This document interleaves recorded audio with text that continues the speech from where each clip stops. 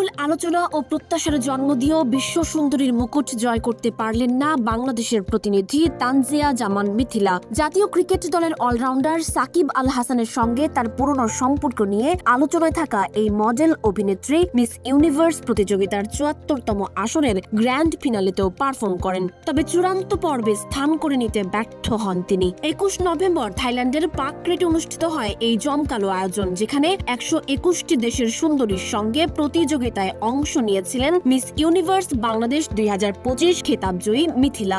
Online voting এ তার সাফল্য ছিল চোখে পড়ার মতো। পিপলস চয়েস ভোটিং এ তিনি একসময় শীর্ষ ৫-এও জায়গা করে নেন। জাতীয় পোশাক বা ন্যাশনাল কস্টিউম পর্বে তিনি ঐতিহ্যবাহী সাদা জামদানি শাড়িতে বাংলাদেশের সংস্কৃতিকে বিশ্ববাসীর সামনে তুলে ধরেন, যা ব্যাপক প্রশংসিত হয়। সোশ্যাল মিডিয়ায় দেশীয় তারকা সহ সাধারণ মানুষও তাকে ভোট দিতে এবং সমর্থন জানাতে জোরালো প্রচার চালান। বিশ্বসেরা সুন্দরীর মুকুট না জিততে পারলেও মিস ইউনিভার্সের মঞ্চে বাংলাদেশের প্রতিনিধিত্ব করে তিনি যে সাহস ও আত্মবিশ্বাস দেখিয়েছেন তা নিঃসন্দেহে আগামী প্রজন্মের জন্য একটি অনুপ্রেরণা, এমনটাই মন্তব্য করছেন নেটিজেনরা।